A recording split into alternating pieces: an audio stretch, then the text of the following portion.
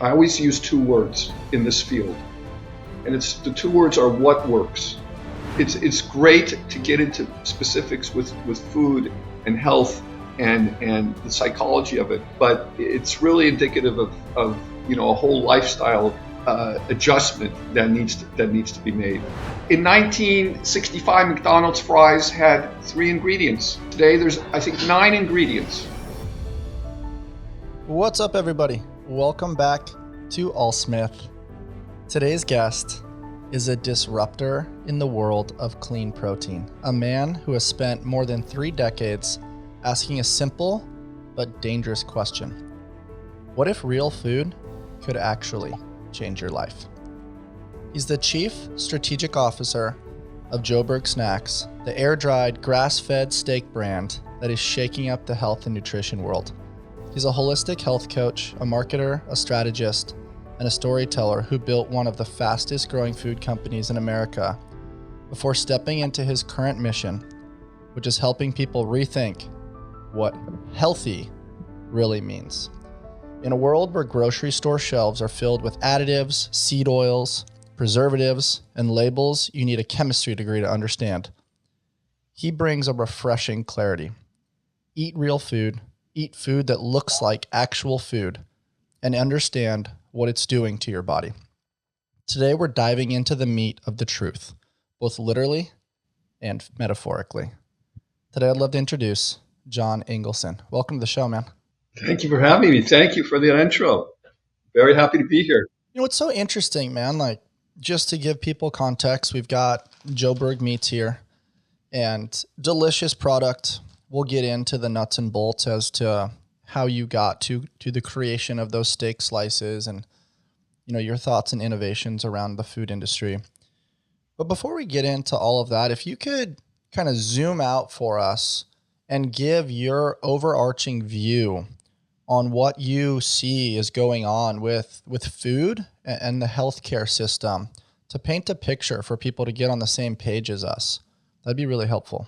So, if I may give a little background, I had in my 20s, I had some, thankfully, some misdiagnosis. I come from a family of doctors. All my family, my father, my grandfather, my father taught at USC Medical School.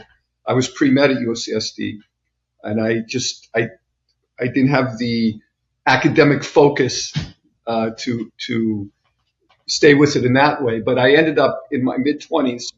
I was diagnosed with an enlarged liver and spleen, and thankfully it was a misdiagnosis. And from that point, I started to think of other ways that the medical system had failed and been incorrect, number one. And number two, my mother unfortunately had multiple sclerosis, and I grew up with her, seeing her slowly debilitate physically as a young boy, and then slowly she couldn't walk, and then she lost movement of pretty much all her body. But thank God her head was clean and clear. It didn't affect that, but it was very challenging for her, obviously. And when the doctors gave her 6 months to live in 1981, when I was at UCSD and I had to come up to UCLA Medical School, at hospital and I got that 6 months maximum talk from the doctor. And thank God she lived 17 years after that. And she had a double pneumonia. A lot of MS people get pneumonia. She had to have a tracheotomy, a gastrectomy, and they didn't think she would make it, obviously, but she did. And not only she did, she got to see me get married. She got to see her grandchildren. And so these things were always in my mind, that the Western system was certainly flawed in healing her. I mean, she was almost a guinea pig for spinal taps and things like this, and new things that really never worked. And so in that period of time, with all these things going on in my head, I said, there's got to be another way. God created a planet of such plentiful beauty, and there has to be a way that an alternative way to go. And that's when I started I met somebody named Meir Abacera, who was a student in macrobiotics under Kushi, who was one of the founders, and started to discuss changing my diet at that point for my own health.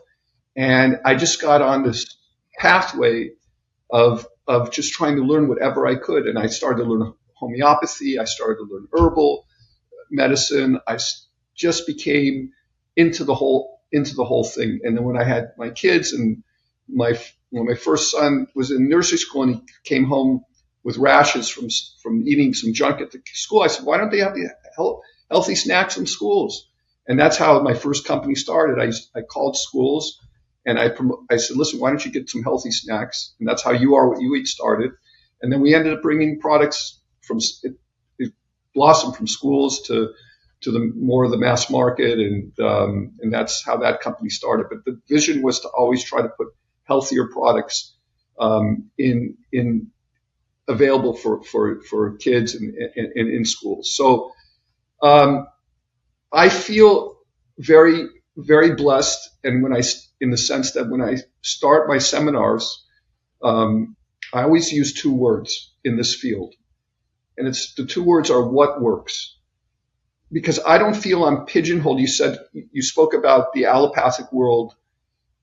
I don't feel I'm pigeonholed like doctors in different worlds get. Now I respect, for instance, I respect Sean Baker and Anthony Chaffee and Paul Saladino. Paul changed his views a lot. Anthony's way on the, vegetables hurt him. But what I always say, maybe they don't hurt everybody else, So what I'm trying to say, I'm very, very sympathetic and connected to the carnivore world. And I believe it did a lot of good. And it certainly, when I started to learn about it a while back, it certainly turned my whole other world upside down. And I said, I have to be, but I was always open to that. And I think you see a real, in Sean Baker, he's like, I do this. I'm not forcing anybody to do it, but I saw people heal.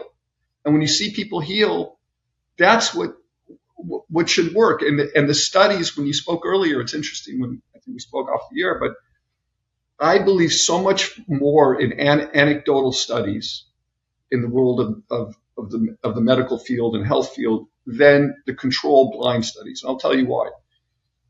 I had many clients, personal clients, that I would try to change their diet. And they're paying me good money. And they basically couldn't even hold that for a week. I'd come back the next week. I did it for 2 days. It's so hard. They talk about 30-day study that people only ate like this. I can't even imagine that they could keep to it or whatever else they snuck in. So to say that they really were in a double-blind study that they kept to really like this, I find that very, very suspect. On the other hand, when you see somebody, I just saw a young kid a couple months ago. We were on a little journey, and I met somebody, and he had Crohn's disease in the early 20s, and nothing. He went to doctors for years. Nothing did anything. He changed his diet to basically raw meat, maybe a little bit cooked, and some fruit, and he healed. And now he's doing great. He's strong. He's doing Tai Chi. And he's completely healed. Not even a little trace.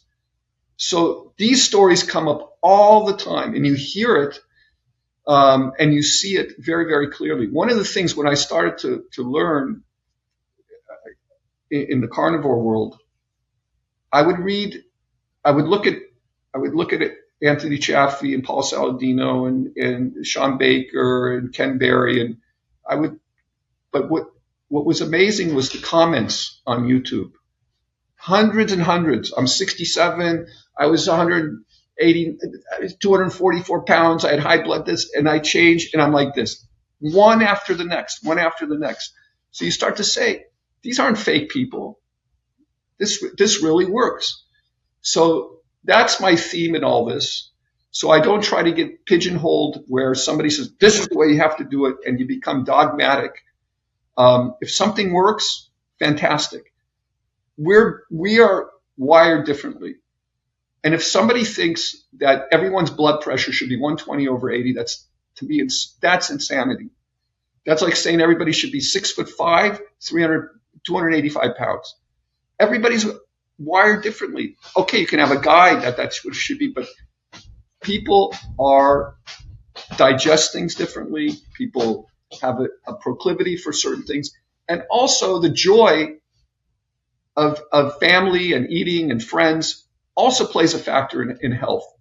And that's why the Italians, I think, they can pour down bottles of wine and pasta, and they're living healthy and well into their, older ages. So I think that's a picture of how I would see things. No, that's really helpful, Jon. Going back into your mention of you trust anecdotal studies more than controlled studies. I think that's a really important note and something that we should kind of double tap or focus on for a second, because so much of the world gives credence to credentialism, to these studies that receive a ton of funding and have numerous eyes, ears, and practitioners focused on these things, and it's their whole world for a very long time. And so the pushback or from sometimes the people in those realms is, okay, the person that had the anecdotal study, who are they? What's their background? And then they flex the credentialism to kind of push it off to the side and discredit it. How do we create a better understanding that so many of these controlled studies are funded by big pharma with an agenda where the variables are manipulated to get said outcome because it creates a profit? That's not something that's always talked about. And I'm curious your thoughts as to how people can cipher through the weeds to create trust and understanding in order themselves to find what works. Well, that's great. And listen, I have to say, so I was pre-med, I ended with a degree in economics, and I have a certain cognitive dissonance to this concept that you're talking about, and that is I'm a big free market person.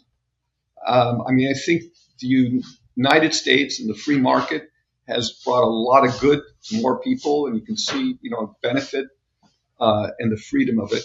However, in the realm of food and healthcare, it's really an opposite economic model. Here's a bottle of water. I pay $1.50 for it. I'm happy.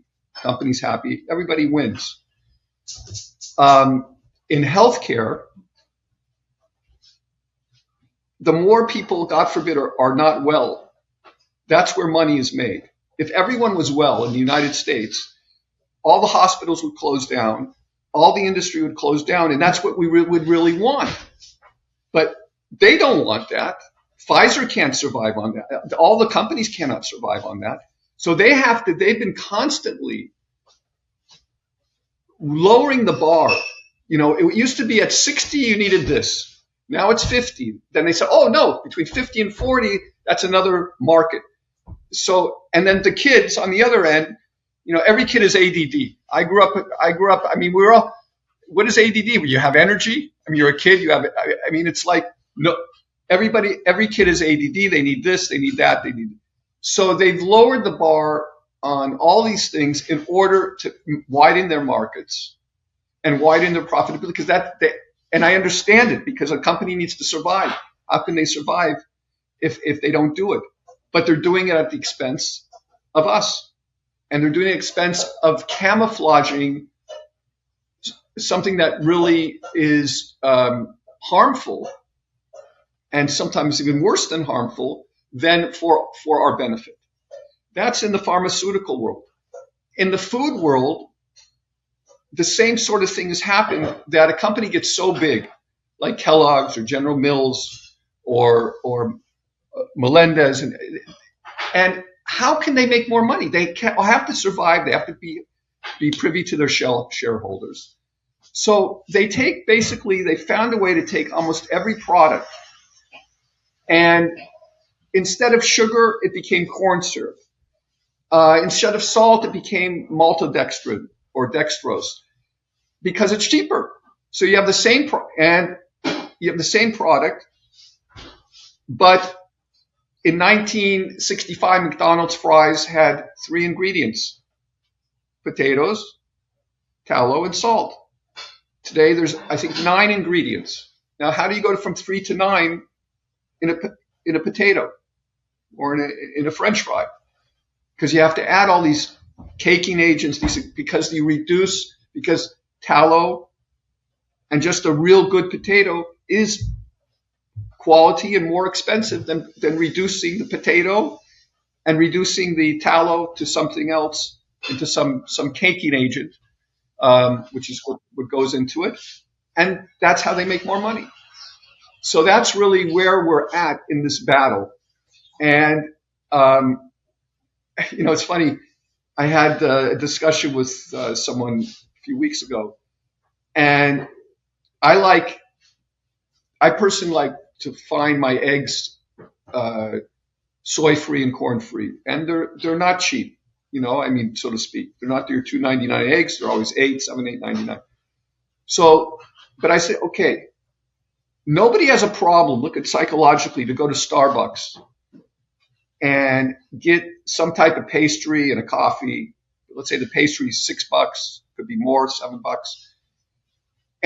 But for 3 eggs at 80 cents, whoa, that's expensive.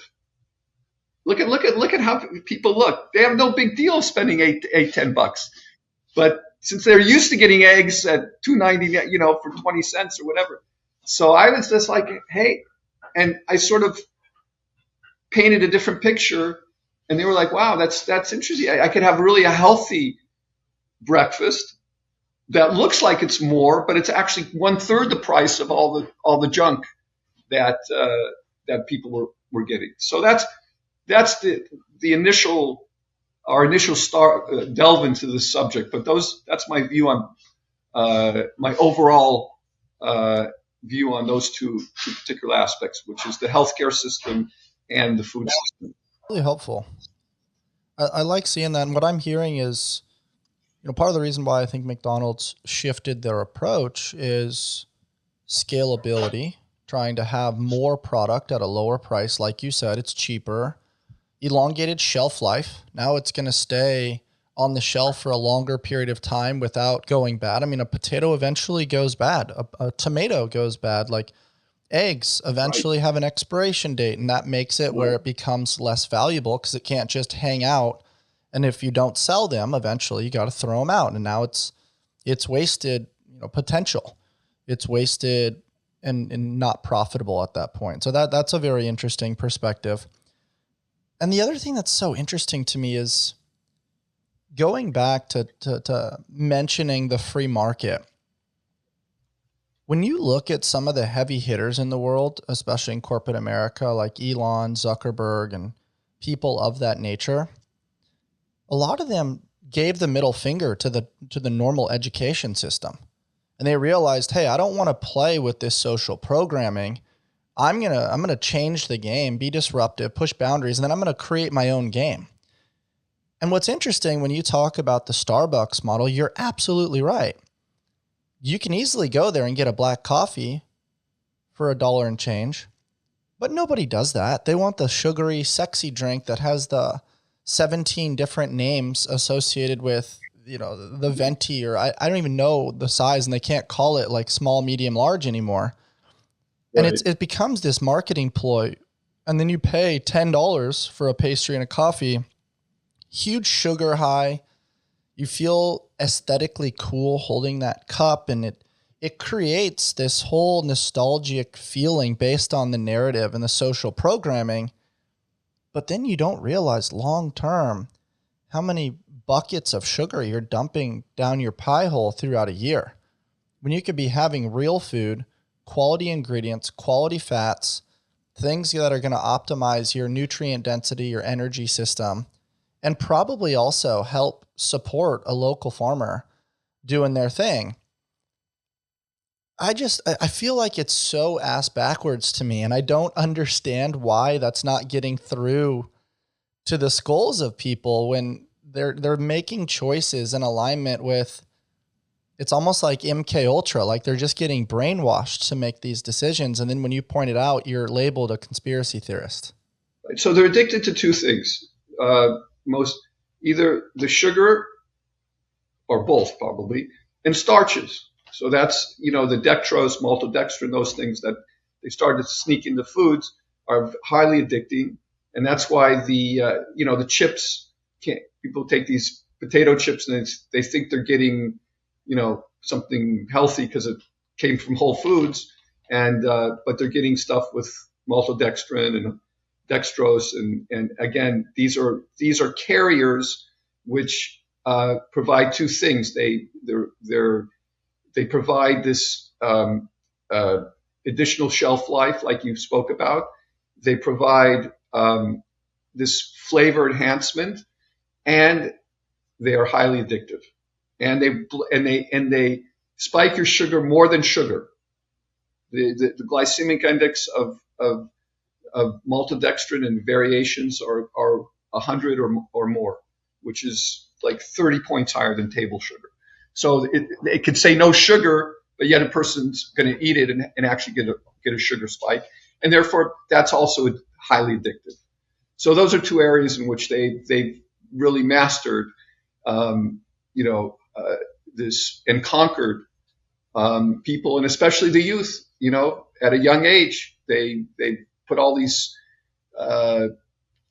marketing things on cereals and Pop-Tarts and all this type of stuff to make the kids want to have it.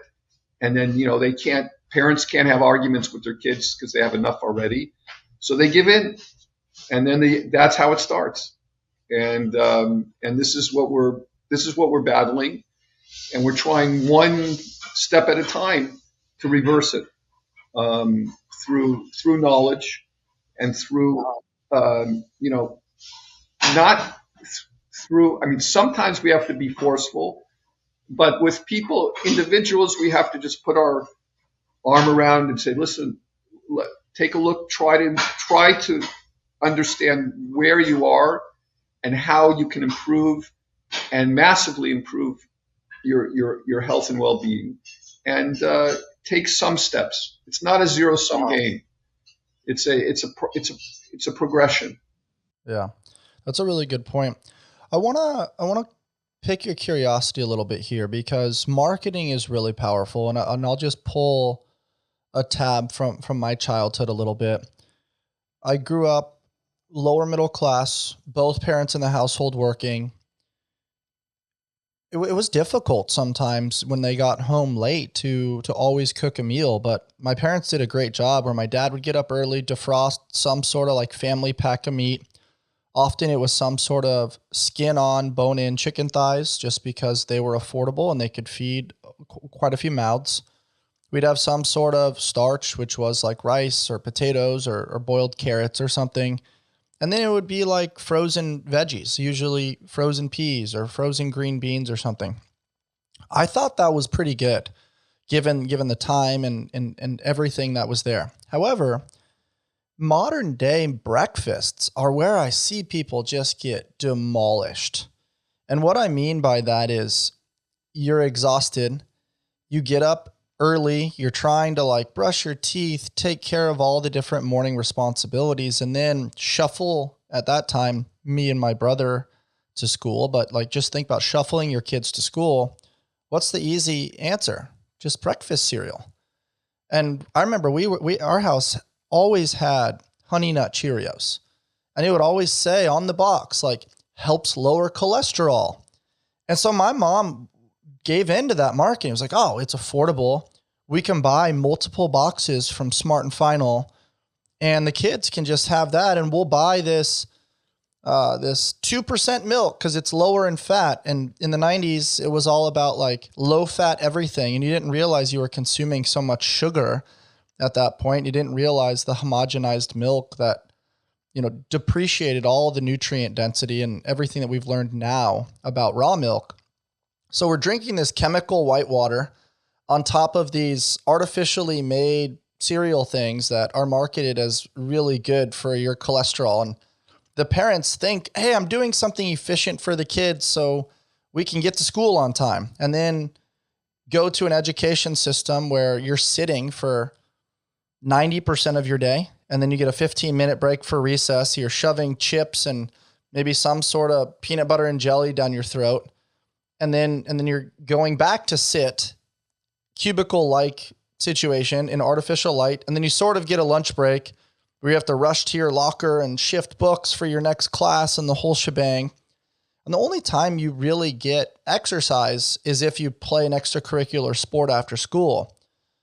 So the point that I'm making here is you're programmed to believe that, hey, you sit, you work, you become part of the system first, then you get freedom to play.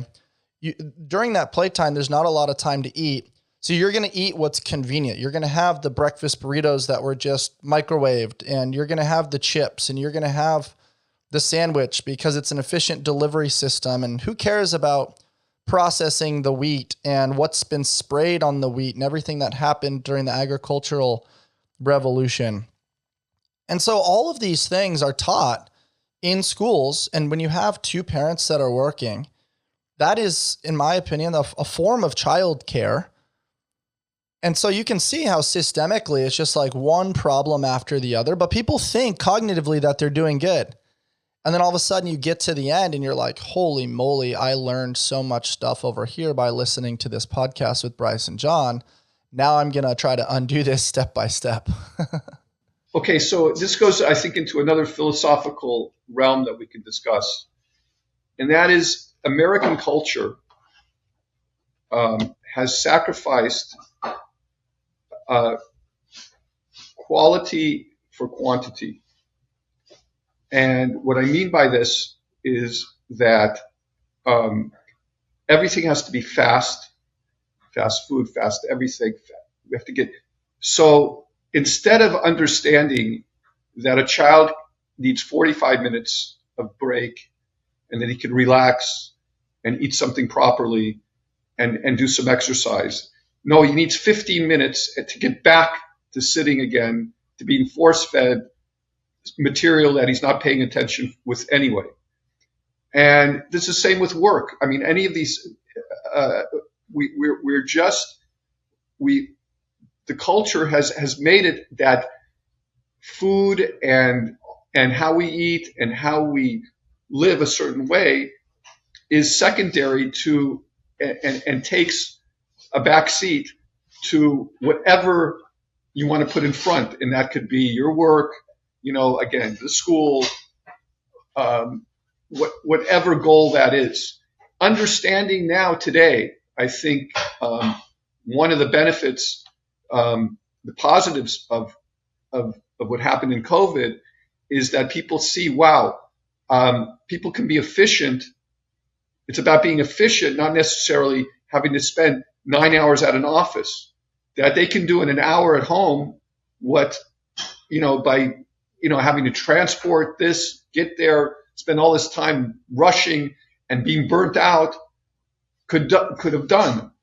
And but this doesn't happen. In Japan, for instance, the school system does not only serves fresh food, has to be fresh. They give longer time for kids to eat. They eat. There's no such thing as fast food there. And we know again, I mentioned Italy. I mean, it's known people work and then they take 2-hour lunches. Not that they have to run and get back in 20 minutes and just grab a slice of pizza while you're running. They sit, they have lunch, they get things off their chest, and they live in a holistic philosophy from the beginning.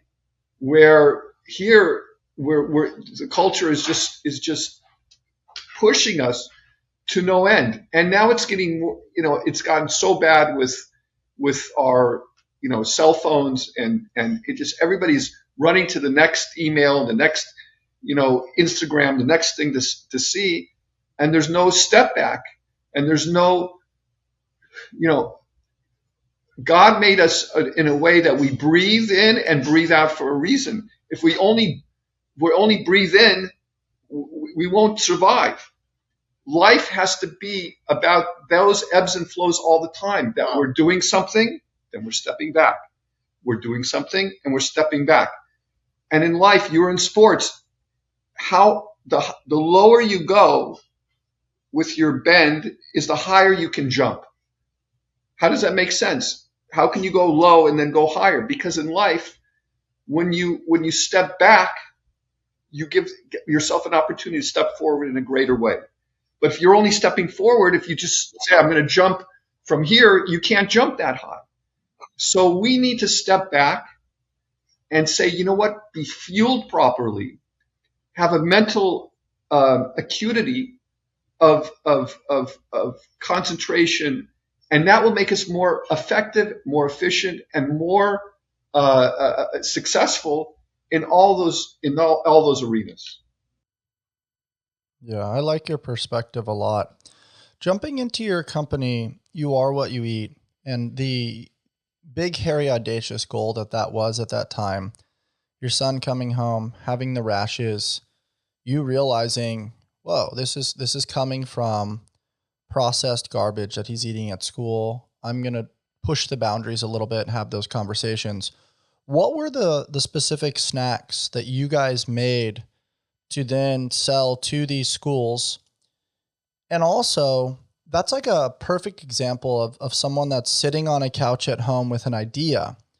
Then they strive to put the idea into action. But sometimes it's really hard when you don't have a marketing strategy. You don't really know how to mass produce snacks. And you ended up on the Inc. 500 list. So clearly you knew a thing or two about marketing, about building relationships, and about building trust. So that way you could take this idea and turn it into a very successful company. You're half correct, because I was not. I think I was, my qualities. I was blessed that I have interpersonal skills. I love to talk to people. I was always into sales, and I think I had a sense of marketing. But running a company, I did not know two things about, which hurt me. Even though we succeeded in a certain way, but it probably held me back in a way, because I was doing things that I hated to do, which was manage a lot of people and make sure the truck came in and make all these type of things had to be done in order to the company to run. But I started, really, it was an idea, and we started before we made our own products. We were selling. I was in the health food world at that time, and I saw products that I had in my house, and I said, why aren't they here? So one was, let's say, a company called Stretch Island Fruit Leather, which was a natural fruit strip with, it would be just cherry or apple or whatever it was, and there was no preservatives. It was in LA, the famous health food store of Erewhon, which was, probably the most famous store in the world right now. At the time, they were the pioneers of bringing in and finding, all the most, unique, nutritional, at the time, what was thought to be most nutritional. So every kid loves those fruit roll-ups, but the regular ones are full of dyes, FDC, all the garbage and sugar. And then I said, hey, my kid's been eating this fruit from Stretch Island, and all there is one ingredient and never an issue. So I would go, that's how I would go to the school, and I would say, hey, why don't you try this product? And everyone was open. The pushback, of course, was that these products are more expensive, and some of them worked, but some of them it was a challenge, because they were like, how are we going to sell them? Who's going to pay for them? We got to, again, the monetary structure, the mentality was that the kids need to eat, so rather feed them junk and make sure that prices are very modest to low, rather than say, listen, let's get them something healthier, even though we have to pay a little bit more for it. And that was the main battle in the schools. Yeah, that's difficult. It's an interesting thought process that's coming to mind, and the more I dig and the deeper I go, it almost feels like a cyclical game that has led to just more profitability for pharmaceuticals. And the reason why I say that is the cost of food is just so expensive now that families inevitably are purchasing the things that are simply cheaper. The things that are cheaper come with consequences. Those consequences lead to health issues. The health issues lead to pharmaceuticals. They lead to over-the-counter NSAIDs, which then have issues. We've seen some of the things with Tylenol.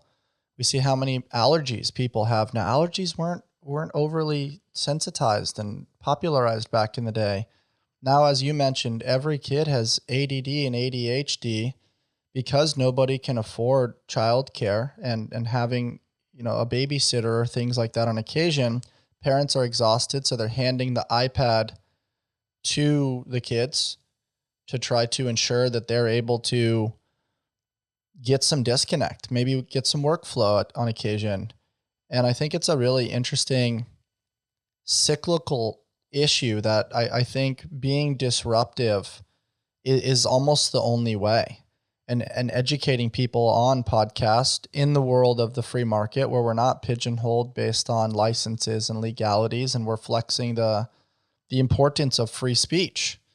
And within that, you hope and pray that these words land, and that we can change the next generation to hopefully go backwards a little bit, right? We're always talking about pushing forwards and innovation, but in some ways, when it comes to food, we want to go back to our Paleolithic days.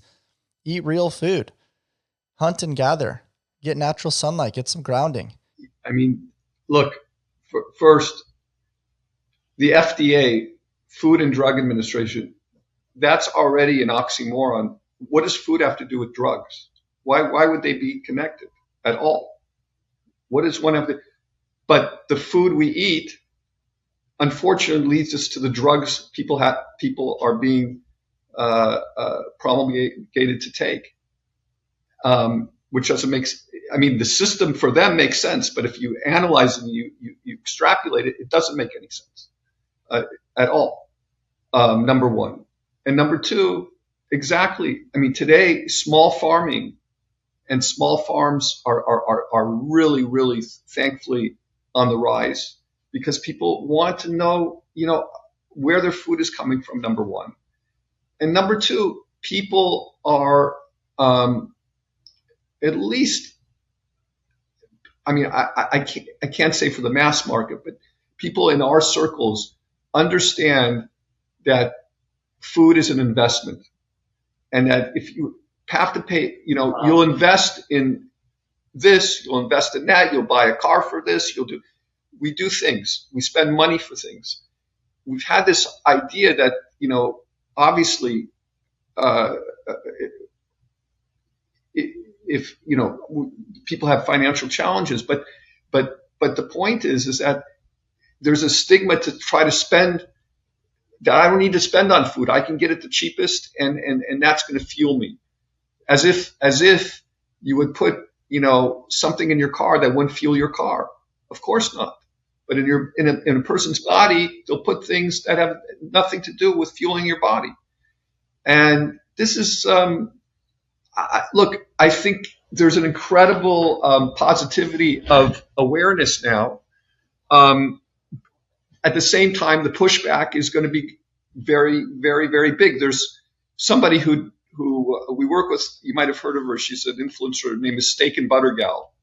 She has a big influence. She had all these psoriasis on her face and horrible. She's an Asian woman, young, and she was on the standard American diet for years, and then she's on the vegan diet, and then she was on vegan for 5 years, and she still had horrible. She shows pictures, and then she went to carnivore steak and butter, and she healed, and all her things changed. And then the people who used to say they were okay, she does a video. People are okay with me having a standard Western, standard American diet. They were fine with me being vegan. But now that I eat steak and butter all day, they're like, it's terrible for you. It's all the things. And she looks like a new person. So that's the stigma, that we have to deal with, as far as where people are not on board with some of the changes. They look totally the opposite of what is real. Yeah, it goes back to what you said, what works. And the other thing that's an interesting point that I want to toss out there is, yes, it's expensive, but I think that's a cop-out argument, because most people are spending more money at places like Starbucks. When you look at the price markup for things like DoorDash, Uber Eats, and the various food delivery services, you're having to pay more for products to be delivered to your home. And based on that, you're thinking, oh, I'm buying back my time. In the short term, maybe, but in the long term, you're spending more money upfront to have more time because you think you're going to be able to make more money. And then as a byproduct, you're going to be spending even more money later to try to regain your health that you just threw away. So in my brain, I think that the compliance is the science, the convenience leads to the consistency. And I think that right there is a great package that people should listen to. The compliance is the science and the convenience is the consistency. And so what we do out here with our ALLSMITH community is we work with eat prepped meals. And people, if you're listening, you can use code ALLSMITH. And what that does, Jon, is it's 100% organic. They cook with no seed oils, and they have a new menu every single week, and they text. They don't force you to have to go through a website or anything to order. They literally text with you. They send you the meal plan for that week. You pick and choose the meals that you want. It's delivered to your house on Sundays. Now you have pre-made, delicious meals, seasoned, all kinds of flavor profiles, 100% organic, and you can heat them up, whether that's a microwave or on the stove or inside an air fryer. It's not perfect, but it definitely is going to lead to the convenience. So when you get home late, you're not just hopping into a food delivery service. If you're out in the field using products like Joburg meats, right? Like that's part of the reason why you created great snacks like this, because all the beef jerkies out there that you find at a liquor store or at a gas station have all these artificial ingredients. And then people think, oh, I'm going to go get prepackaged deli meats. Those come with their own different issues that are not the best for you. And if people are interested in that, Paul Saladino just made a video. I believe the ingredient's called like carcina something. And it's a preservative that's in most deli meats that is very, very bad for you. And so the options out there that are relatively convenient at a local grocery store are tough. But if you pay attention to podcasts, you pay attention to some of the local influencers that have reputability and are genuinely trying to do good, they're pushing products that have limited ingredients. And I think some of the best advice that I was ever given is shop the perimeter of the grocery store. Try to stay out of the aisles. Things that come out of a bag or a box are probably not the best for you. If it has an unlimited shelf life, definitely not good for you. And if you can't pronounce the ingredients, then just put it back on the shelf and walk away. I feel like that's a pretty good staple that can help educate people to make better choices when it comes to food. No, 100%. And look, the themes of, I'll go into details in some of my seminars or people or some personal clients, obviously, is fresh, real food. And, again, meat, fish, eggs, fruit, vegetables. Okay. You start there. Okay. All those things in boxes and cans and all this stuff. Exactly. It's filled up there because that's what the supermarkets want you to buy. That's where their margins are. That's where, everything is marketed. Then once you're there, you can go on another path, which is, again, people have different versions of what they're putting in varieties with that. And again, what can work for different people. But in general, that's how we're supposed to eat. Number one. Number two, I love to cook, personally. I think it's, I tell people, try a hobby, try to learn. It's so much fun. And when you learn, it like if the meal is just to get food in and out and you've got to run, that's one thing. But if it's a whole concept, like I love to shop, I like to see the food I'm getting, I like to cook the food, I like to prep it, I love it. And listen, I don't always have time, that's for sure. But I guarantee you, everyone wastes so much time on their phones and this and that. I can tell you, if you really want to do something, you can do it. And when you're involved with that process, it's actually very meditative and it's enjoyable. And when you cook something, I remember when I did a lot of deep sea fishing in San Diego, and you come home that evening with the fish and the freshest fish, and you fillet it and you eat it that evening. There's something very, very meditative about it, something very spiritual and emotionally nourishing. And again, we're talking about some of the details of life, but I'm trying to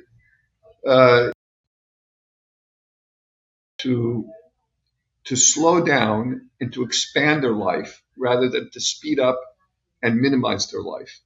And we've been living in such fast, minimal lives that we don't have time to really embrace of these things like cooking and eating and the camaraderie we have with with friends and family. And I think we can take, like I said, I said it earlier, we can take a playbook out of the Italian 2-hour lunch. I mean, these people are living life, and we're living this ultrasonic speed to go where at the end of the day. There's a great story of a person. There's a very rich person who goes to a resort or some type of resort area. I think it was in Mexico or something, and he sees a fisherman comes off the boat, and then he sits, and the fisherman just sits on the beach, and he sees this every day for a couple of days while he's on vacation. So he asks the fisherman, he says, I see you fish, you look so successful, you fish a half a day or a quarter of a day, and that you spend the whole day on the beach. He said, I think you can make a lot more money, and so the fisherman said, you know what, how? He says, but if you go more and you do more, you'll be more successful. You'll catch more fish. You'll make a lot more money. And the fisherman then, who had the wisdom, he said, okay. And then what am I going to do with the money?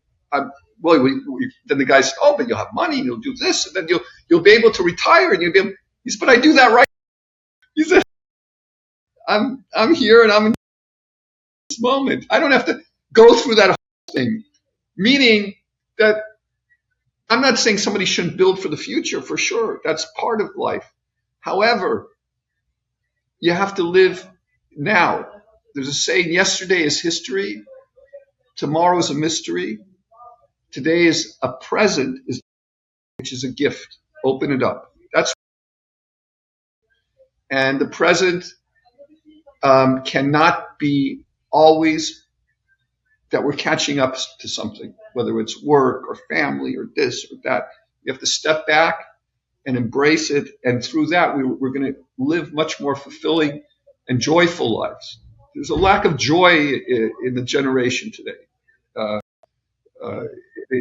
I think it's indicative of all the distractions and the lack of meaningful conversations. Because if you take away meaning, you take away a deep purpose that a human being has, and therefore it reduces one to just almost animalistic instincts rather than human.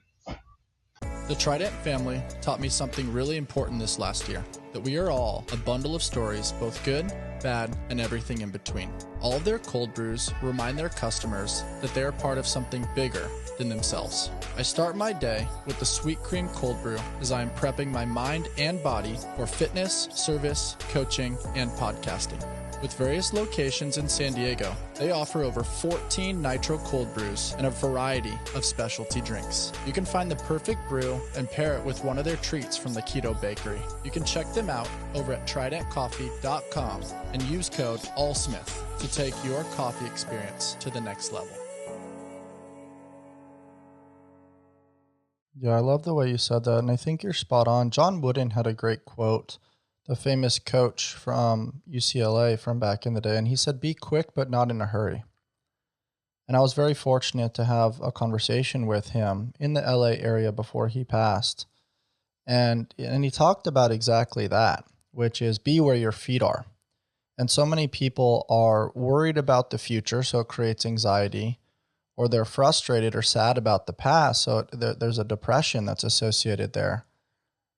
And we hear this polarization modern day of anxiety, depression, and in reality, it's because we're not in the present. 100%. I mean, and it's always about something that happened in the past that didn't work, or this, that. So that's the burden on the back of the shoulders, and the worry about what's going to happen in the future. And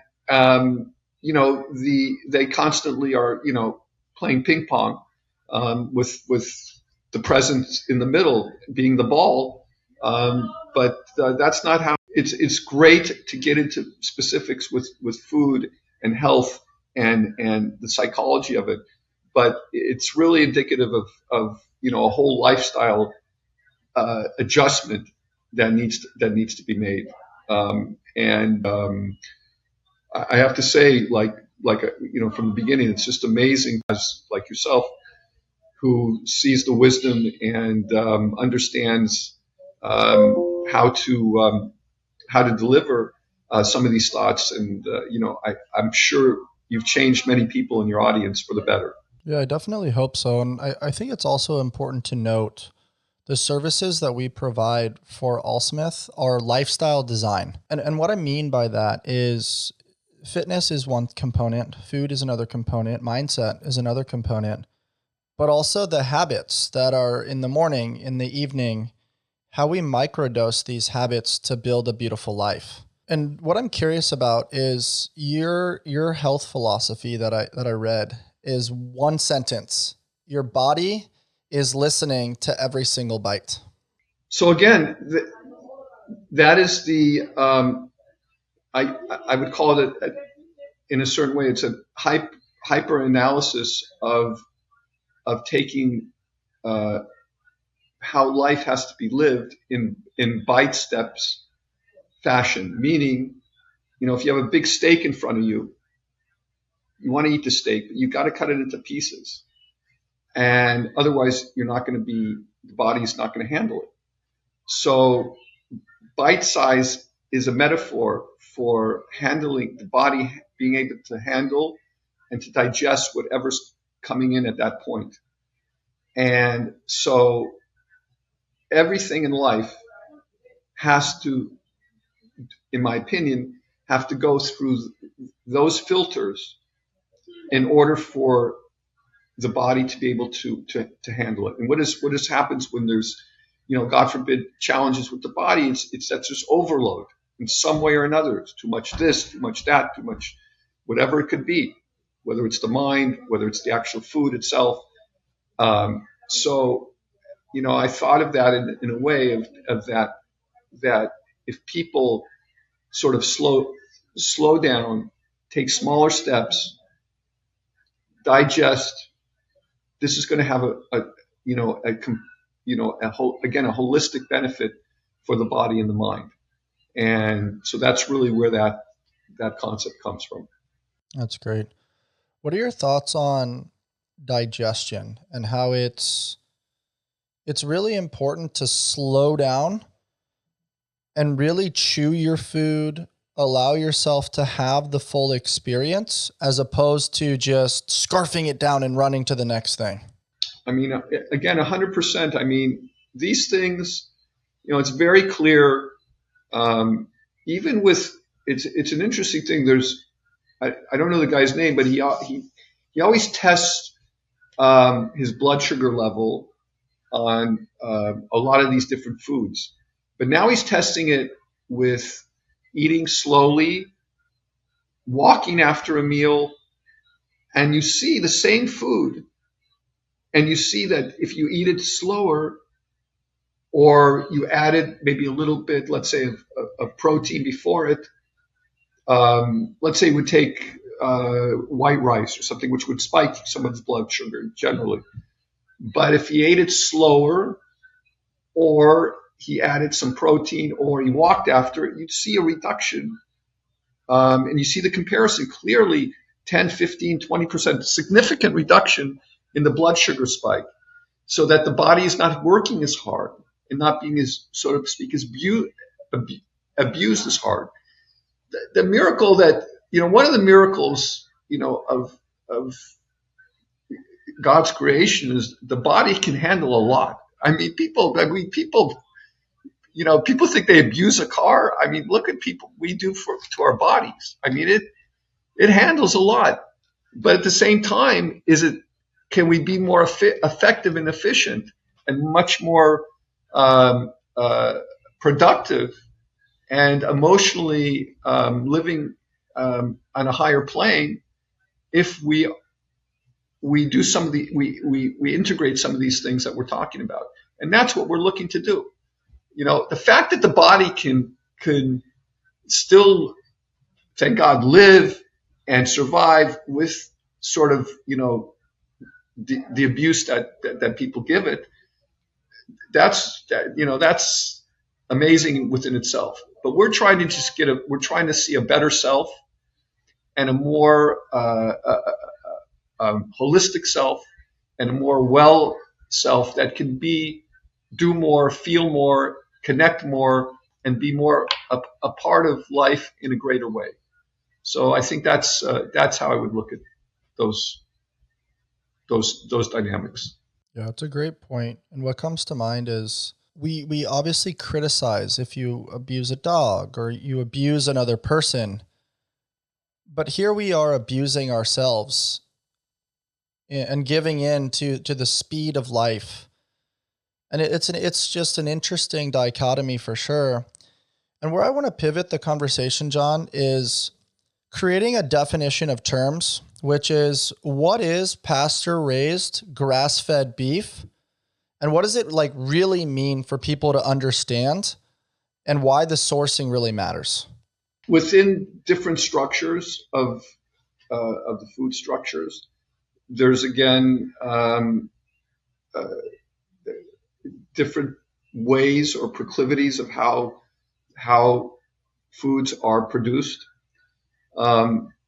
In the structure of cows, beef, in their natural environment, were eating, just grazing in the grass. That's their natural environment, and they become, strong,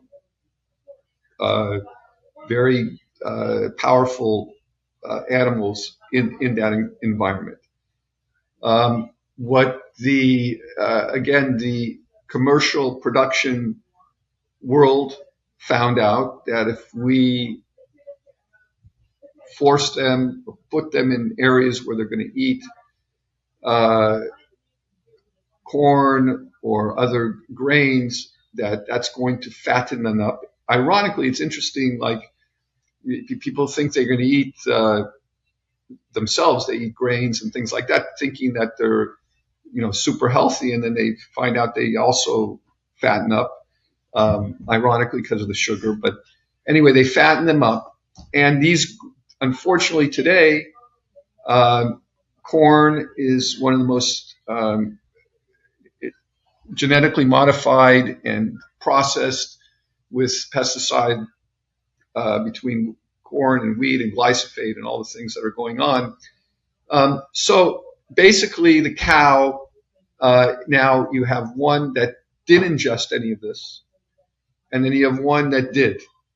And so therefore the cow, sort of along the lines of the company that I had started, was you are what you eat. So the cow is sort of you are what you eat. Now, having said that, I think it's either Paul Saladino or Sean Baker speaks about the two digestive systems in the cow, that even though they ate grains, it goes through a second digestion. It doesn't have the effect that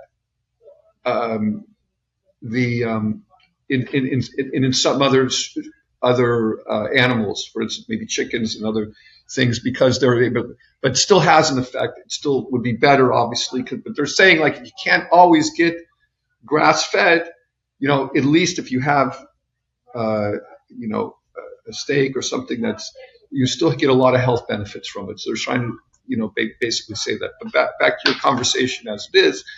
So we source our meat from Uruguay, which has these big grazing farms, and they are beautiful. And so the nutrient macros, so to speak, of grass-fed, pasture-raised, when it comes to the DHA and some of the other choline, have marked between 10 and 15% higher than the grain-fed.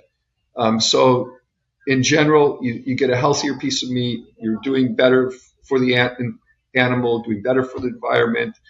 And again, it's the philosophy of the farm, the small farmer type mentality versus just, this commercial feedlot, that to picture two pictures in your mind. So that's really the difference between the two of them. The interesting question I have for you around that is terminology.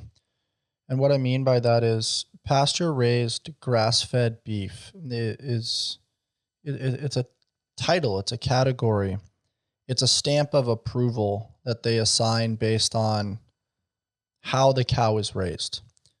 But now I've developed the understanding that there's also grass-finished, there's organic, there's all these marketing terms that are kind of thrown around, and then there's a sticker or there's something on the label that then allows for a price markup. How can consumers trust that it's actually grass-fed and grass-finished? How do you differentiate between the two? Because from my understanding is if they've had grass once in their life, you can call it grass-fed, but for the most part, it's cheaper for them to eat grains. And then just recently, in speaking to the founder of Perennial Pastures, Mr. Kevin Muno, they're giving their cows now, in the form of regenerative agriculture and different types of shrubs and all the things that they're eating every time they migrate a little bit, they're actually working with local juiceries and feeding them like all kinds of pulp, because they're seeing how that's enhancing the vibrance and the nutrient density within the cow. And so I'm curious from your headspace, like obviously it's never going to be perfect. We're not going to exactly know, but how much of the food labeling is real and how much of it is for a price markup? I had this question. So I was talking a lot about, just to shift, but it's in the same time. One of my seminars, somebody asked me at the end, so because I spoke a lot about eating organic, fruits and vegetables, and asked me, how do we really know it's organic? And the same question you asked. Look, at the end of the day, we try. I said, listen, we try to do our best to take the information that's given to us and look into it. Hopefully, we can trust a certain degree of it. It's a really, it's a very interesting question that you ask, and it has complexities to it because at the end of the day, we have to stand by what we believe in. We try to, I think you're going to see more trace back to the farms themselves, where somebody like we're actually we're always tweaking our website, but one of the things we're going to show the farms and show exactly where the cows are and how they're grazing in the grass for the whole time, while to give to just say, hey, listen, this is where these are coming from. If you've seen any of these farms, you see the difference. Clearly, when they're in the pasture, they're just grazing. There's like mountains. It's beautiful. And when they're in the feedlots, they're locked in and being force fed, corns and grains and all these type of stuff. So, but we're doing our best. I mean, this world is going to probably be the next to have some standardized way in which they will be able to, like US. We have at our plant, we're USDA. There's a man from the USDA who sits every day at the plant. He has to be there, and that's how we can say USDA. How can we prove it's USDA? There's a guy there from the USDA, basically 24/7. As long as the plant's open, he has to be there. So similar type, I think provisions will end up happening in the field that you're talking about. In consuming the meats that you guys make with Joburg, I can taste the difference. And that's just, being around the block a few times and trial and error within things. But to give pushback about the USDA thing, and I'm not saying you guys do this, but I'm sure there's lots of companies out there that simply throw the guy in a little bit extra cash. And then they get that stamp of approval. They'd probably do it for organic. We previously talked a little bit about shareholders. And I think what I'm hearing, at least in the consumer market, people are just, they're in a season of distrust. And I think you're doing a great job of trying to create food that our grandparents would recognize. It's the one area of life where we'd almost be beneficial going backwards than forwards. And so I admire that. Kudos to you. Pat on the back and keep it going, because you can only do your best, right? Like you're not in control of all those things. And I think what's also beautiful is what you said, which is building a relationship with the farms, showing and showcasing that relationship. You mentioned you being a personable guy, like understanding the ins and outs and trying to be as transparent as possible to hand deliver that information, whether it's podcasts or your website, social media, but using those channels to do good in and around a very distrusting world where people are seemingly looking for the cheaper option. The cheaper option usually comes at a cost, as we've talked a lot about today.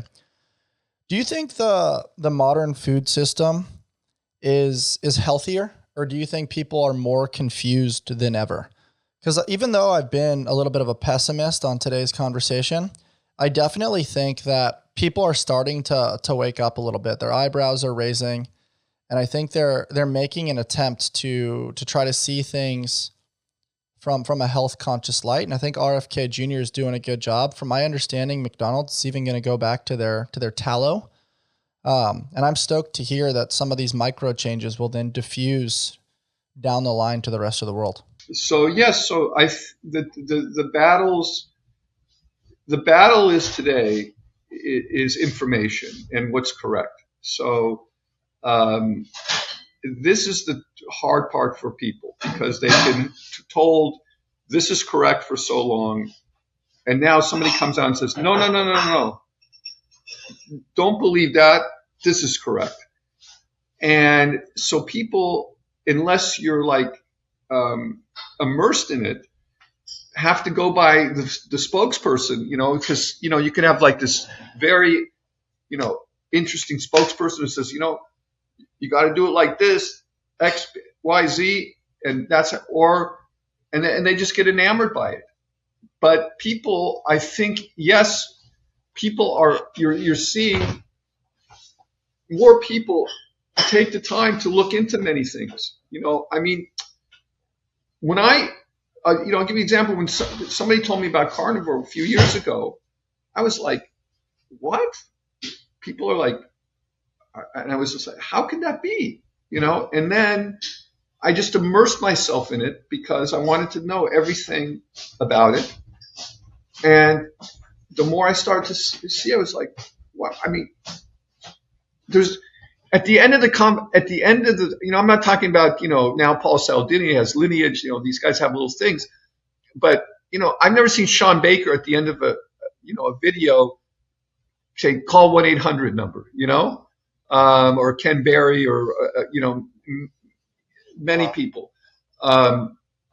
They just say what is, and then, like I said, and this is just a tidbit for your audience. If you want to learn something about anything, never Google it. YouTube it. Because Google will just totally, give you whatever their answer that's, algorithm answers come up. YouTube, you'll get like many, many different people on a subject, and you'll hear, and then you'll see comments. And like I said, what always struck me is when I was listening to some of these videos, whoever it may be, was the comments. I would look through tens and 20s comments, and it was just like, wow, that's what struck me. So I think, yes, you're 100% right. Information is now being available to people. People are seeing they went this way for so long, and they ended up with all these metabolically challenged situations.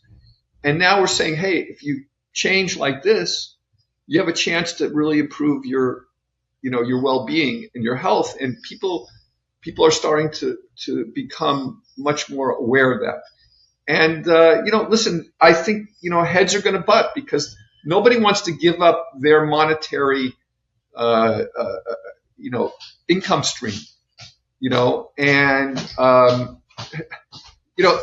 if kids don't get cavities anymore, God willing, where the dentist, it's crazy. Like I said, it's always for the negative that they're going to make money, so the best thing that the kid could come in and not have cavities. But, if they've been filled with sugar in such abundance, and their teeth are compromised at such a young age, that's what you're seeing, and so hopefully we can reverse step by step, a little bit better. That's what I always say to people. I try to give people practical things that they can do today to make their overall well-being a little bit better, because as you know, we're going to go into the new year of 2026. Everybody's going to join the gym, go 5 times a week, and then 3 weeks later they're done because they take everything as an all or nothing adventure, rather than saying, listen, I want to be more holistic. I want to try to be more healthy. I want to, so do a few things that I can do. I can change today. And therefore, that will start turning the system around, the system of your body and of your mind. And through that, slowly you want to do more. Yeah, I like that. Do you think that keto, carnivore, and intermittent fasting are around to stay? Because from my perspective, I think they are. But what's interesting is if you backtrack based on your recollection just now, the push is these famous 3 words: trust the science. Well, when you trust the science, it doesn't always lead down the right path. Yeah. And so I'll say it like this. There's 2 types of science. There's empirical science and there's theoretical science. And empirical science is that, I have this pen, I drop it, it drops at 32 feet per second. That cannot be disputed. Maybe on another level, in another plane, but, 9,999 people out of 9,000 are going to agree with that particular. Then you have in the realm of health and food and all these areas, it's mostly theoretical science because we are all different. We're all based differently. So if I drink, 8 glasses of water a day, and you do, and 10 people, and 50 other people do, and some people don't do well on it. So whoever made the study, let's say to say drinking 8 glasses of water doesn't do well, they'll find the 2, and they'll take those 2 and make their hypothesis out of it, just like they made the food pyramid based on what they wanted to make it. That's the point. You can always find, it's like saying, what's that saying? We'll arrest you and find the crime later. I mean, that's what they're basically doing. They're because it's in a theoretical realm. We're all very, very differently wired. Now we have general similarities. We all have the same things. Thank God, we all have a brain, we all have a heart, we all have this, we all have the same, but they function differently based on our size, based on our anabolic nature, our metabolic nature, so many different things. So therefore, what most of the allopathic world has done is try to lump everybody in the same. Everybody gets this for that, and use Novocaine, for example, for everything else. In other words, Novocaine does numb almost 100% of the time, so it does work. But not everything else works in the same realms when they're giving prescription drugs and other things to try to alleviate ailments. And the proof is why would you have to put so many disclaimers on it? If something really worked well, why would there be the side effect of things that are probably worse than what a person has, the potential side effects? And the fact is, because it does happen to not a small amount of people, but a very big pool of people, that those side effects can possibly happen because we're wired differently. So yes, 100% agree with you that we have to look into not being bogged down by just a particular realm in a particular way that we are getting our information and our science. With the rise of food skepticism, which has been a popular topic for our conversation today, now, in my opinion, people are reading food labels more than ever before. However, companies are getting smarter. They're realizing that when they can hide things in proprietary blends, or they can manipulate terminology, people won't understand, and they'll just kind of assume that it's okay to consume something because the ingredient profile has certain things that light their eyes up of like, oh, those things are good for me. And then the marketing, the claims on the front side of the bag kind of create buy-in around that ideation. It becomes this like front side of the label marketing, back side of the label sort of transparency. People are clearly like wanting to understand what they're putting into their mouths. But now companies are understanding that, and they're playing with marketing manipulation by hiding things with different terminologies or different verbiage to create almost pseudo synonyms that make it hard to understand the food label. Well, look, and yes, I mean, they're going to do their best to obfuscate and cover up and be clandestine about ingredients that are going to be known not to be so good for a person. And they're going to get away with things that they could say, even though, put these people putting heart healthy, big things on cereal boxes. I mean, like, if you walk in the store every day and you see that, okay, it sounds good. I'll take it. Why would I want something healthy for my heart? But, it's interesting that the science, I don't know what, again, the science of raising someone's blood sugar and giving a blood spike and having insulin, potentially insulin resistance, which I think is, like Dr. Philip Avati would say, that's probably the more the culprit of heart issues than fat and cholesterol. So they've been able to get away with it, and that's really the challenge. This isn't going to solve itself in a night, because companies aren't going to give up their positions unless they have to, and it's going to be a battle. It's going to be a battle, but again,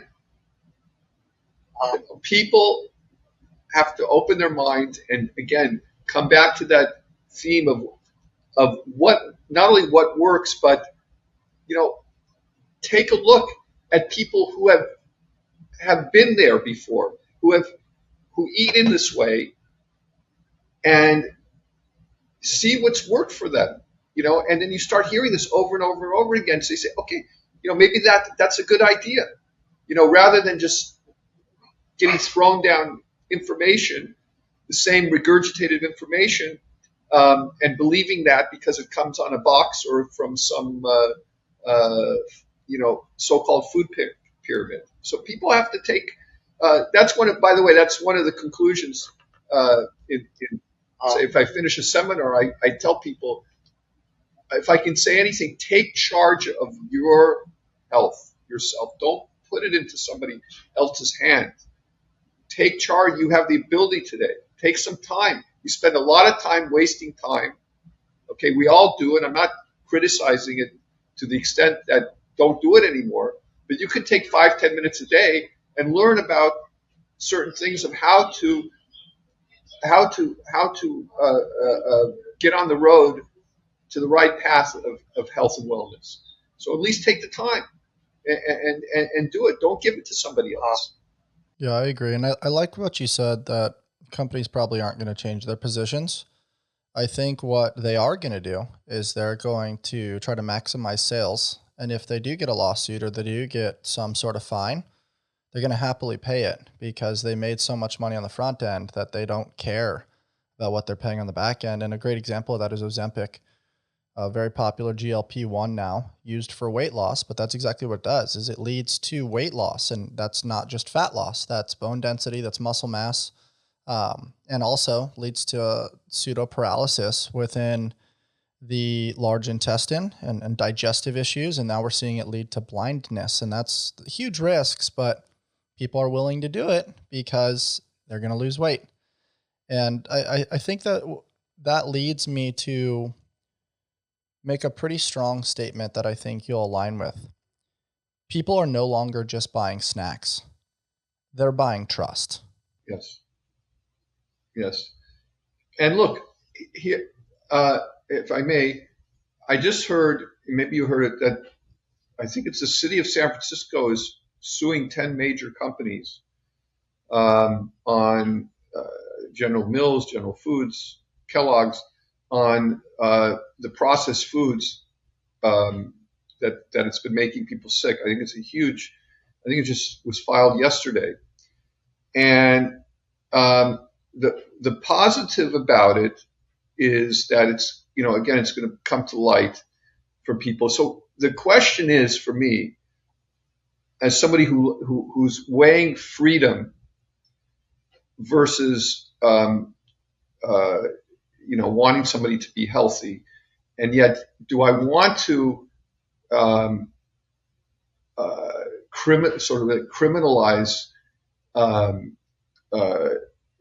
people? So I mean, or how can I put it?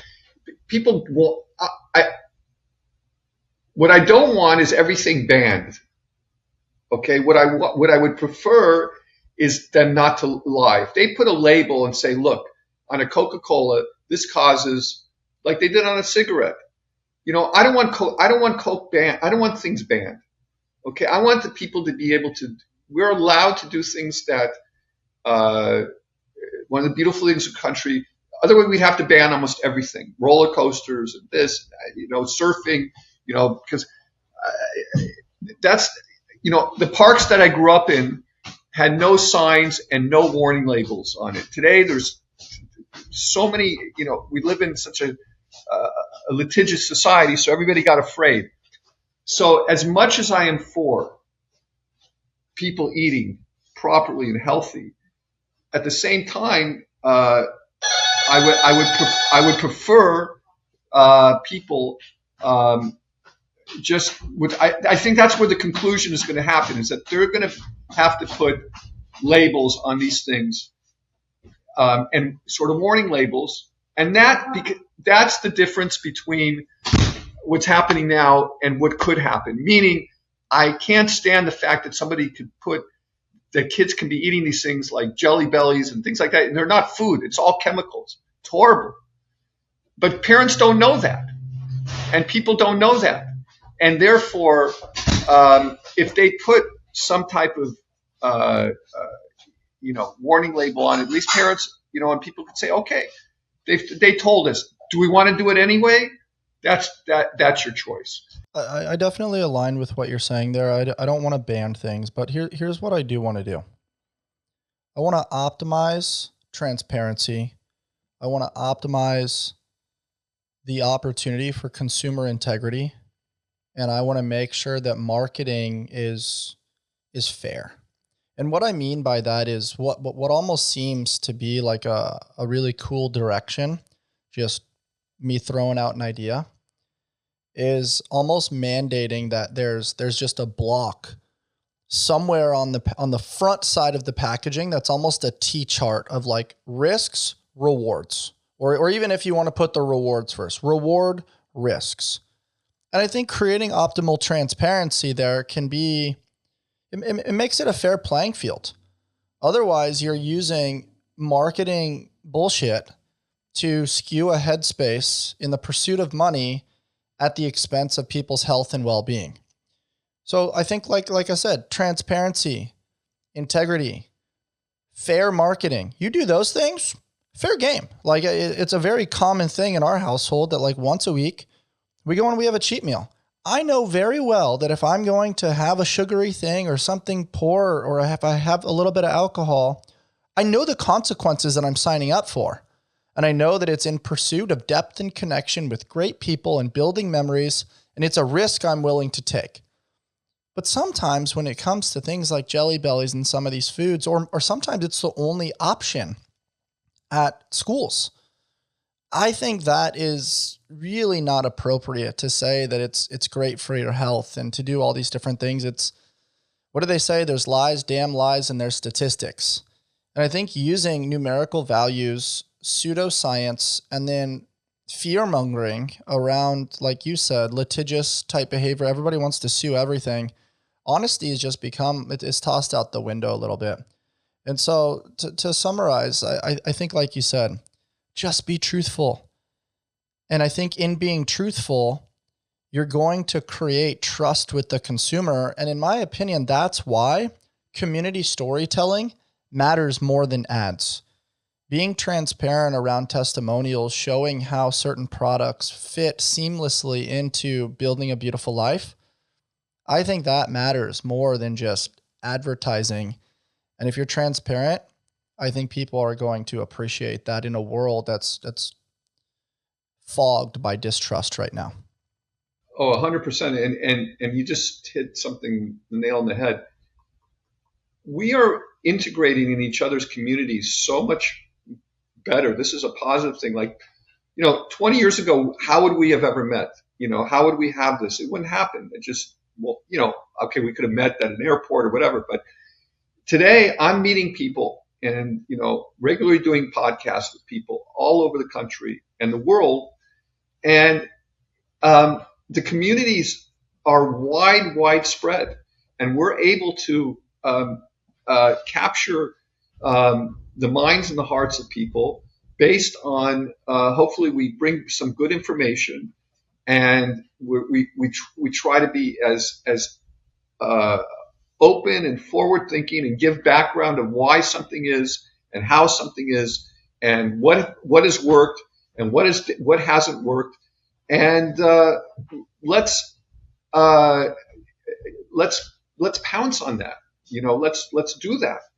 And we can do more of it. It's much, much, much more amazing right now where we are, and your influence and people's influences in these areas. So I have to give you big credit, and I'm very grateful to be able to be a part of these type of things. The feeling is mutual, man. Let's give people a peek behind the curtain on Joburg Snacks and how you came up with the name, and where people can get in touch and educate and inspire themselves to get their hands on these amazing steak slices that, man, oh man, that black truffle. I'm like eyeing it right now. I'm like, I can't wait to take a few bites after this episode. Thank you so much. Thank you for the kind. So, the challenge is, as we spoke about being in the fresh fruit part of the market, and staying with fresh meat and fresh eggs and things like that, and then to say, okay, stay away from bags and boxes, and here we have a bag. Now, however, the reality of the world is that people are traveling, people are on the road, people are in their cars, people are at the gym, and they can't take a meal always with them. So I'm giving a disclaimer. This is the next best thing. Don't give up your steaks. Don't give up your eggs. Don't give up your fish, your wild salmon, all these things. This is a tool for people based on our society. And what we've done is we've only, and how we do it, okay, first the ingredients is beef, apple cider vinegar, salt, and spices. That's it. So that's number one, minimal ingredients. Second, how we air dry it. So they go in these big rooms, we get the meat, and it's an interesting process. It goes into these rooms that are closed, and the air dries it. That meat, after it actually has some time in it, becomes more tender. So it actually cooking takes out some of the health ingredients. That's why people, if they overcook meat, can lose some of because it burns off some of the nutrients. So air drying doesn't because it's not cooked. So all the nutrients stay in a pure form. That's why it's so tender. So the difference between that and jerky is that jerky's cooked and dried out, and there's a whole other product. Plus, they use all sorts of other ingredients. So when we just air dry it, we end up with, and put it in a bag and seal it. It can last quite a long time and stay fresh and stay tasty. And so that's really how we do it. That's the secret. And we blended different flavors and different spices for, of course, different palates, so we can satisfy people, from an original, which doesn't have a lot of flavoring, to the black truffle, which has been a huge hit. This is chili bites, and we have a black pepper, and we have a peri peri, and then we're coming out with a smoky maple and some other flavors and some other additions to the brand itself, which will be very exciting, but we'll keep those under the rug for now. But that's how we do it, and it's a great process. It takes 6 ounces of meat to get 2 ounces of this in the bag. So that's why it's a costly process. Everything we do, is to the T. So we have a premium product, but a person's going to get potentially 36 grams of protein in the whole bag, which is no carbs, and just great snack to be on the road with. So we're very, very, very happy with the response of people such as yourself, and everyone likes their flavor, etc. But we've had a really, really good response from around the country and around the world for the product. Yeah, I definitely agree that the process is cool. I love the simplicity of the ingredients. Apple cider vinegar seems to be like a secret weapon that's not talked about enough, in my opinion. And I mean, as you saw today, man, like I try my best to paint the picture the way it is. I'm very truthful. If I find something isn't in alignment, I'm going to give pushback. And so far, I've very much appreciated this ingredient to microdose protein throughout my day while I'm going from a podcast to go coach clients at the gym, to shoot content for an apparel, to go then train at the gym. And then in some cases, if there's not time to get one of those eat prepped meals in, it's like, hey, I don't want to go home with low blood sugar and then arrive to my wife and dogs with low energy and, arrive in a different state where I can't be the best version of me. So being able to take a couple bites in the car before entering the house at the end of a long day, it's huge. And so the way that's fit into my day-to-day life, I've very much appreciated the Joburg steak slices, and I'm a big fan of that black truffle, man. It's so good. In your opinion, Jon, what are your hopes for the food industry? What do you think it's going to look like in about 5 years? I think you're going to see this. You're going to see two things. You're going to see the growth of the small company, the small farm. It's going to be huge because people are appreciating that, and that's growing like crazy right now. I remember, growing up in LA, you might remember there was a company called Ador Farms, and they used to deliver the milk from the farms in the morning. And I remember the milkman would come and they'd leave bottles of milk, the farm, that's going to come back, I think, in a big way. And I think at the same time, large companies are going to find a way to capitalize on the growing health trend, which will be, I think, marked for truth, and that they're going to want to be a part of it. So, they're going to try to get a piece. I wouldn't be surprised if Coca-Cola ends up, buying some of the more, forward companies in the carnivore, keto, paleo, and just general nutrition space, because, people are going to wake up. I mean, how is Coca-Cola going to survive on Coca-Cola if people stop drinking it, or, drink it 40% less, which I think will start to happen. So I think those are the two convergence. We'll see the small, farm company product continue to grow, and then the big boys are going to have to adjust, and they're going to get involved with, get on the bandwagon, so to speak. Yeah, I agree with you. And as a small business owner, I'm rooting for the growth of the small companies that are very transparent and honest and trying to do it the right way, but then struggle with scalability, struggle with personnel. I think as we see this technological revolution and the AI boom, I think we're going to find ways to really support the small business where they can automate some of their admin stuff. It'll help with their email marketing. It'll help with communication strategy, advertising, and my hope, very similar to my stance around the healthcare system. And just to remind people, it's primarily placing the emphasis on preventative medicine first to delay the necessity for emergency or reactive medicine later, but definitely highlighting that both sides are very beneficial. And the secret is somewhere in the messy middle. But if you put an emphasis on the preventative, it's going to obviously cut cost a little bit on the reactive. And I know there's going to be a push and a pull there. There already is. Similarly, with the food industry, my hope is that a company like Coca-Cola can come in and help someone like Perennial Pastures or help someone like Joburg.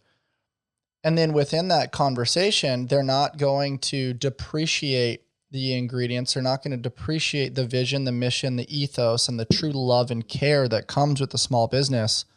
But instead, they're going to bring their resources and realize if we just do things the right way, we can share our monetization, our resources, and our understanding of scalability to take that quality and make it where it maximizes sales so that everybody wins.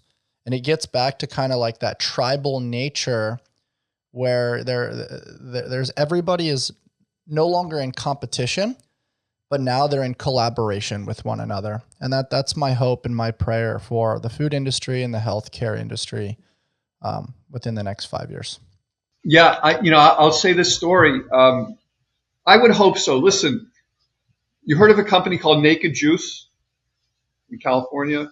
Uh-huh. Yeah. So it was founded by two classmates of mine, Jimmy Rosenberg and David Bleeden. They used to take fresh juice from a farm and they started selling it on the beach in Venice. And then they ended up getting into Gelson's and all sorts of Southern California markets. And then they built a big business, and they were bought out in their mid-20s. They got a nice chunk, not a lot, but they got maybe $1 million each. They sold a Dole, and Jimmy ended up starting Juice Evolution, which he sold to Starbucks for big money. But the point I wanted to make is that if you see Juice Evolution today, not Juice, but Naked Juice, it has two things. Most of them have natural flavors and from concentrate. And the founders would never in a million years ever put those two things in. So the point that you just said before is that these big companies take up the small ones, and what they do, instead of keeping the quality, they reduce the quality, and that's what has to somehow be stopped in its tracks, because that's just, to me, I wrote a number of times to the marketing people at I think it's owned by Pepsi now, and I was like, the founders would have never, ever, ever put these ingredients in. I was looking in the market; it's ridiculous. But that's the challenge. Really, is that how they can succeed and make money without reducing the quality and compromising the pureness of the original product. What comes to mind there of your ethos and what I'd love to end our conversation with today is, I love that you said that you wrote to Pepsi, because what I'm hearing and the imagery that's coming to mind is modern day. You shoot a text message to somebody or you share a meme. It's our version of what penguins do, which is kind of pebbling to get in contact with people, but you can do it very fast modern day and sending that message of, hey, I'm thinking about you. Some people receive that and they're like, whoa, that's really cool that person took time out of their day and did that. But to actually write, whether it's an email or whether it's a handwritten letter, back in the day, if we received a handwritten letter, it had a lot of meaning. You're like, whoa, this person went out of their way to write this thing, go to the post office, put a stamp on there, make sure they had my address, their address. It was a process that forced us to slow down, and there was meaningful depth and connection. Even if we weren't looking at somebody's Instagram story, we didn't really know all the nuts and bolts and peaks and valleys of what was going on in their life. And now that's become, you send a text message and 90% of the time it may get ghosted. People don't respond because they're like, that's not important right now. I'll get to it later. And then, the thing that's right in front of them takes precedent, the distraction of doom scrolling. And I think we can go backwards. I think there's a big theme here of what we've talked about today around slowing down, around keeping the quality and understanding that more is not better. Better is better. Correct. I think that's that's a big theme that we really hit on today is this idea of speed and running through life is not getting people anywhere. In fact, it's actually getting people in places where they're not comfortable to be. And so to embrace the moment, to embrace the beauty of the moment, and take a look, as we say, to stop and smell the roses. And we have to get back to that. And that's what, all of this health, wellness, holistic, real foods. These are things, they take time. You can't just, you buy something that's fresh. You have to do something with it. You have to work it. And you can't just open a bag and that's it, you're done. So I think that's an amazing thing. I'm, very grateful to be able to be part of a great company that's has this mindset. By the way, just for your audience, we have a special. I would love to mention that they can go to joburgmeats.com, joburgmeats.com, and put ALLSMITH 15, ALLSMITH 15 for a 15% discount on everything that they would order. It's our pleasure and our way of introducing them to the product. So I just wanted to mention that. We love that and we appreciate it, man. Ladies and gentlemen, Jon Engelson, what an amazing conversation today. Thank you so much for your transparency, your honesty, sharing of your experience, pulling in great stories like the Mexican fisherman story, like the great story around your friends that created Naked Juice, and just really being someone that's seeking truth, someone that's creating great products that can conveniently and seamlessly fit into the fast-paced lifestyle of people's lives, and then taking the time to connect and share your experience and hopefully giving a little bit of a pushback against the modern day things that aren't working, and sharing with us, most importantly, the two famous words: what works? Find what works and let's do more of it. Jon, thank you so much, man. Thank you. What an amazing podcast. Thank you. For those of you listening, if you enjoyed my conversation with Jon Engelson today, please check out joburgmeats.com. Use code ALLSMITH15. And as always, guys, stay on the hunt for who you've not yet become. Until next time. Thanks, Jon. Thank you.